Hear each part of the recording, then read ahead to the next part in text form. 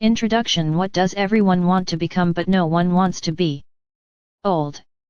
In our society, aging is associated with frightening realities such as physical and mental deterioration, the loss of friends and loved ones, isolation, being left alone to figure things out, and the threatening cost of healthcare. The way it is portrayed in the media, growing old is considered highly undesirable.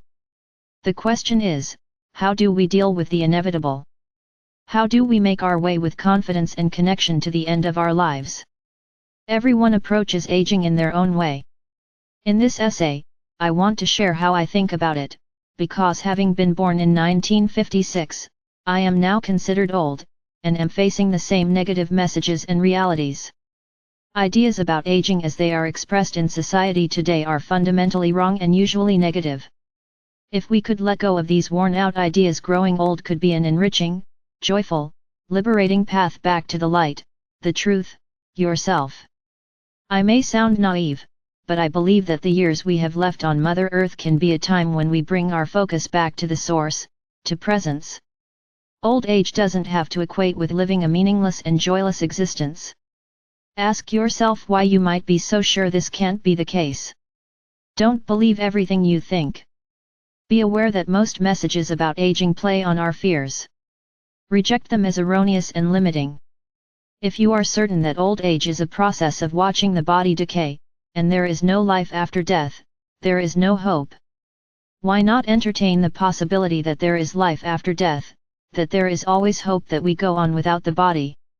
If you suspend your beliefs even for a trial run, hope arises. What is there to lose? The workings of the universe may be different than you think. Look back on your life with an open mind. How many beautiful, inexplicable things have happened to you in your lifetime? Aren't we, not to mention the vastness of the universe, miracles? I saw an interview with a famous professor of psychology who was in the last phase of his life. He passed away years ago, but I'll never forget what he said: why is there no one who will honestly admit that we don't really understand anything at all? Even people who are experts in their field and have an abundance of knowledge recognize the mystery and wonder of life and admit that our understanding of it is extremely limited. If we stop relying on our thinking and reasoning so much, we can fill our days with joy and hope. Take an honest look at your life. Look into someone's eyes and see and feel what is behind them, because you will see the presence of an inexplicable miracle. In uncertainty there is room for mystery and hope. The deepest moments of your life cannot be described or explained in words because they are mysteries. As we grow old, allow this mystery in, invite it into your awareness. Old age is meant to be a profound spiritual process, and it consists of letting go and allowing. Letting go it all diminishes, I once heard an elderly woman say. This is why many of us do not look forward to it, because she is right, it is a time of loss and diminishment. We decline physically and mentally. Our children are busy, and we don't see them as often. We understand less and less of the world. It is hard to keep track of everything going on around us. Our youth is gone, and many of our friends are gone as well. It is no wonder we don't want this to happen to us. Ironically, it is exactly because we don't want it to happen and can't accept it is happening that we adamantly cling to it. This is a tragedy because clinging to anything makes aging difficult. When we resist change, we suffer because we are unable to let go and flow with life, flow with consciousness. If we can't let go, we swim against the current, and over time this effort robs us of our strength. It takes a great deal of energy to hang on in desperation. We are literally old when we cling to ideas whose time has come, while resisting the new that could bring youthful, renewed energy to our lives. What does it mean to let go? Everything is constantly changing. Look at the world around you and compare what you see now with what you saw as a child. It is clear that things have changed so much. If everything is constantly changing, why do we hang on to what we know is going to go away? How can we not release our grip and let go? It is a strange trait humans have, to hold on to things, people, and ideas for dear life. Is it possible not to grasp and cling, but instead to say yes to life and the changes it inevitably brings? Our minds are full of ideas about ourselves, about who we are, about what happened to us in the past, about how the world should be. Observe these thoughts and ideas that are anchored in the past. Just as a ship's anchor keeps it from moving with the ocean currents, these thought forms are an inner, energetic anchor that keeps us connected to the past and inhibits moving forward. When we observe this in an aging person, we say they are stuck in their ways. In other words, they are old. Our thinking anchors us in the past, in the way things used to be, the good old days, and living in the past is what really makes us old. When we are stuck, and anchored in, it is the end of growth. Sometimes we don't realize that we are holding on to outdated, exhausted ideas that belong to a world of the past, not to the world of the present.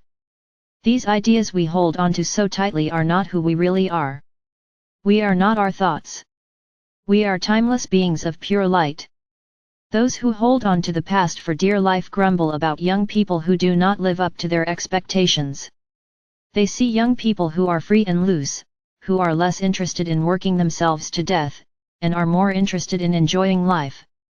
These young people do not let themselves be pigeonholed, but instead of receiving support, they are sharply condemned. During my youth in the 60s, when many men had long hair, it was interpreted as a sign that civilization was surely coming to an end. Long-haired, work-shy scum was the common cry. In their estimation, it was considered wrong for a man to grow a beautiful head of hair, embrace his feminine side, and enjoy a life freely chosen. This kind of judgment didn't happen just in the 60s, it has happened throughout human history. The older generation always grumbled about the new one. The past was better than the present. Young people lack character and do whatever they want, they don't play by the rules. Eventually, the grumbling dies down because life has a way of going on. The sun still rises in the east. We interpret change as bad, negative, less than, and these critical judgments have been handed out since the beginning of time.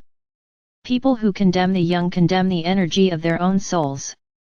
The soul wants to grow, expand, be adventurous, and instead is blocked in its trajectory by worn-out ways of thinking and judging. Old age doesn't have to partner with old thinking. Sometimes, we see an old person, but we can feel they are young in spirit. This is possible. These elders are open, accepting, curious, and non-judging. No matter how old one is, this is a sure sign of youth. The first step to letting go begins with embracing doubt, because if we admit we have doubts, we acknowledge our ignorance. A person who does not question their thinking assumes they know everything.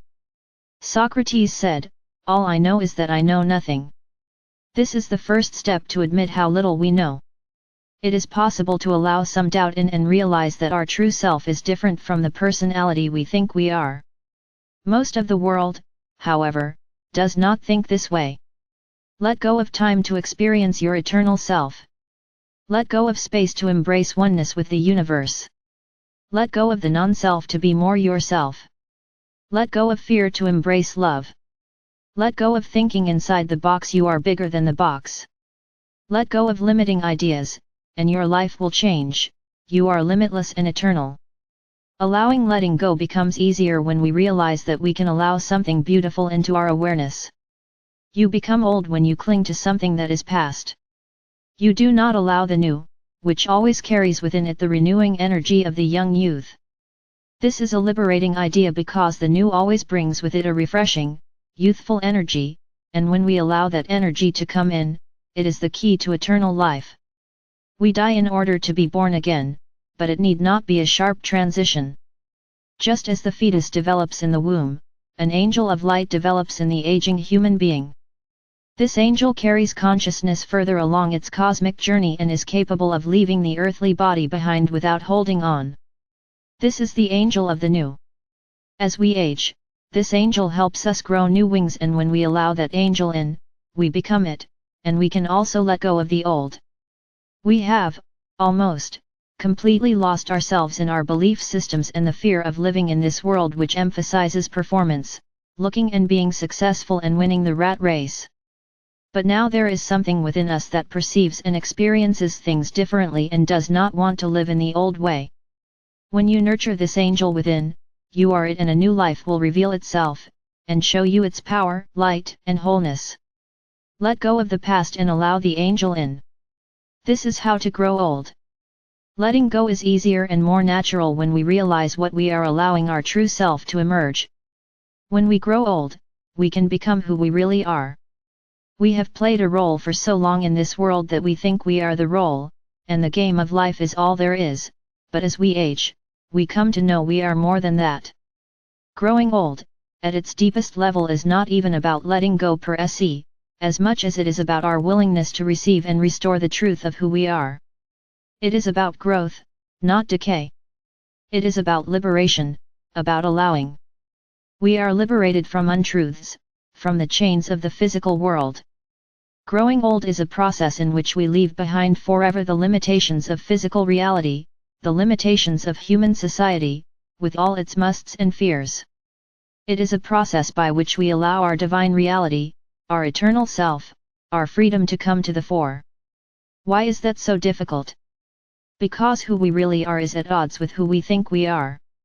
The truth is at odds with what we believe. The aging human being is pregnant with the angel that is emerging in her or him.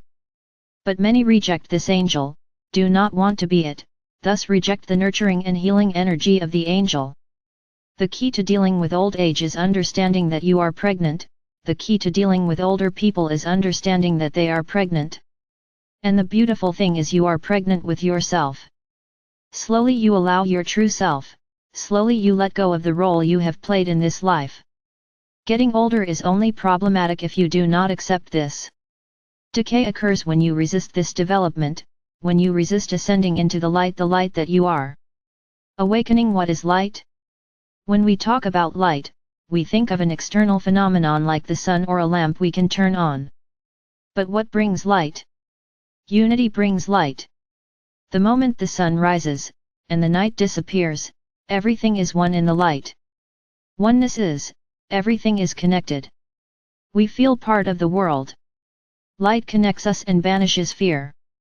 The world of cubicles and boundaries and struggles now looks unreal to us. Light is a timeless state. If you travel on a beam light, at the speed of light, time and space disappear. Everything merges into the eternal now. We know light because light is love. Love connects, it transcends time and space. Love brings us back to the source, and in love we become the source. To grow old is to hear the call of the source. Come back to me, leave the world of separation, of fear, come back to me. This is your home. You are the source. You are the universe. You are love. Allow it. Say yes to it. Become who you are. The time of awakening has arrived. Accept the inexplicable. Let go and know. Accept the miracle. You are the miracle.